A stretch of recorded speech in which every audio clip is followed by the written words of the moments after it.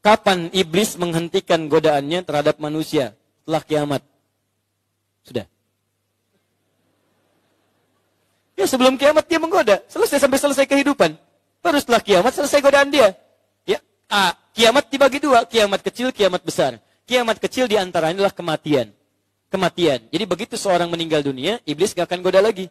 Gak ada kerjaan kalau iblis godain orang meninggal. Gak ada kerjaan demi Allah saya katakan. Gak ada kerjaan. Ya. Makanya diantara cara untuk mengusir iblis tadi zikir. Ya, adzan itu bagian dari zikir. Bagian dari zikir adzan. Makanya ketika adzan itu setan lari. Silakan baca hadisnya. Ya, jadi idza udzina kalau adzan dikumandangkan, fa fara syaitanu alaihi dharat. Setan iblis lari sambil terkentut-kentut, bahasa hadisnya begitu. Maksud terkentut-kentutku itu bahasa mubalaghah, superlatif. Kalau adzan ada baunya, dia pun enggak mau cium. Enggak mau, saking bencinya dengan adzan, iblis tuh. Saking bencinya dengan adzan, dia lari itu. Ya, makanya teman-teman sekalian, maaf, ketika adzan dikumandangkan, kadang-kadang kita normal. Begitu adzan pergi, teman kita pun yang non-muslim bisa mengatakan, "Mas, apa enggak sholat dulu? Kan sudah adzan." Kenapa? Karena iblisnya lari. Fa'idha thuwiba, kalau adzan sudah selesai, balik lagi dia goda, balik lagi goda. Makanya jangan heran, yang muslimnya bisa jawab, tenang, baru adzan, belum qomat. Iblis balik lagi. Makanya ada kalimat-kalimat tertentu yang ketika dibacakan, iblis tidak senang, contohnya adzan.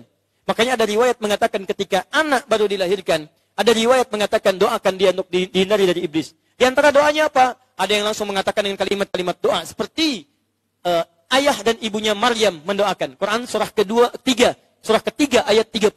Paling kiri di pertengahan. Falamma wada'at faqalat rabbi inni wada'tuha untha. Wallahu a'lamu bima wada'at wa laysa dzakaru kal untha. Wa inni sammaituha Maryam wa inni u'idzuha bika wa dzurriyyataha minasyaitonir rajim. Disajarkan oleh Nabi bagian dari doa itu. Allahumma inni a'udzubika bikalimatika tammah min kulli syaitanin wa hammah, dan seterusnya. Ya Allah, saya mohon ya Allah lindungi anak saya ya Allah. Lindungi dia dari mulai lahir sampai dengan wafatnya, dari godaan setan yang buruk, dari penyakit yang buruk, dari keburukan-keburukan binatang buas dan sebagainya. Minta. Dan sebagainya dari riwayat kemudian untuk adzan. Ada yang mensahihkan, ada sebagian mendhaifkan. Tapi ikhtilaf ulama tidak menghilangkan isi zikirnya.